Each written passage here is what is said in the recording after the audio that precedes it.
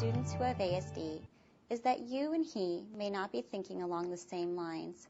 For example, an assignment may be rife with unknowns.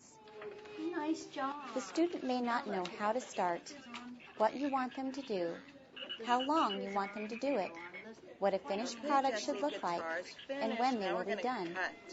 As a result of this confusion, students often engage in unwanted behaviors around work time. Efforts to make these unknowns irrelevant will work towards decreasing some of the negative behaviors we often encounter as educators with our students, such as work refusal, avoidance, tantrums, or multiple errors. Take a look at this work task. It is visually clear. Once all items are placed on the spindles, the activity is over. This signals a clear beginning and end. Structure is key in any classroom, regardless of whether the students do or do not have disabilities. For students with ASD, structure becomes even more vital for success. A classroom may look organized to an adult, but lacks certain attributes that make it even better for students to make predictions about where to go, at what times, what to do, and where to put things.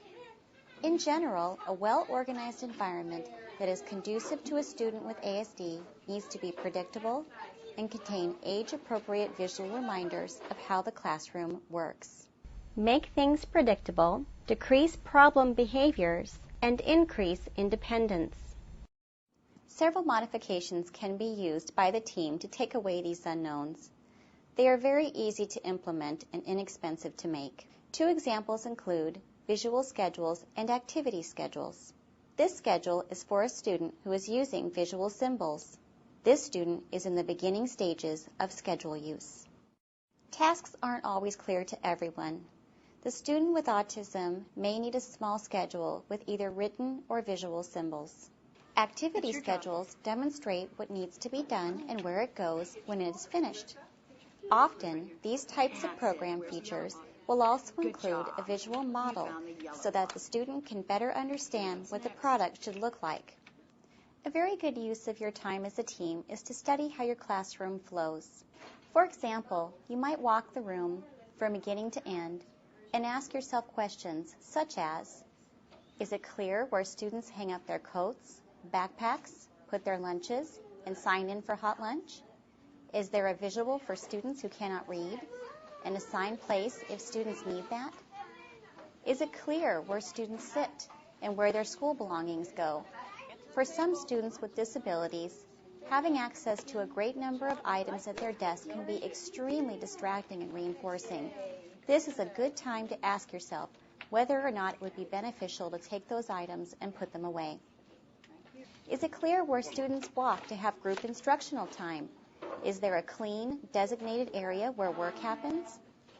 Is it clear where work goes when it's finished? For typical students, is it clear where they pick up their graded work? This can be addressed by putting out boxes of turn-in and graded for return boxes in a general classroom. And students with ASD can be taught to use this system for their work. Is the classroom free of clutter? Are there piles of materials that just rest on the counter? Any extra materials or piles of paper should be put out of sight. It will benefit everyone in your classroom to do this visual cleaning of the work environment.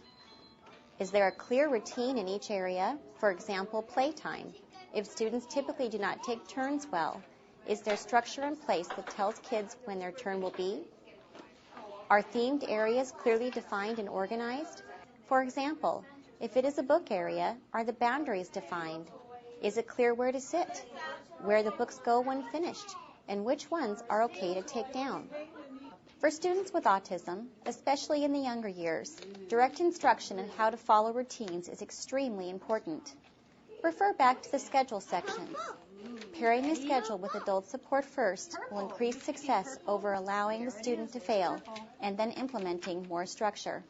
If students are to use schedules, how will they work? Is everyone on your team familiar with the plan? How about the speech pathologist and the OT? Does the environment include activities that are reinforcing to the student and incorporate individual strengths and interests? For example, if the student likes dinosaurs, could there be a small dinosaur-themed section with books, toys, and puzzles that the student and his peers could all enjoy? If there is more than one adult in the room, is everyone clear on their roles? Will the adults be supporting certain kids, certain activities, and does that role change? Having a clear schedule of responsibilities over the course of the week is vital in the classroom. In addition, rotating staff through roles keeps everyone fresh and familiar with all students and their unique needs. Good job. Thank you, Peyton. Good job. Sit down, please. Oh, your turn. Rachel, sit down. Oh, Peyton.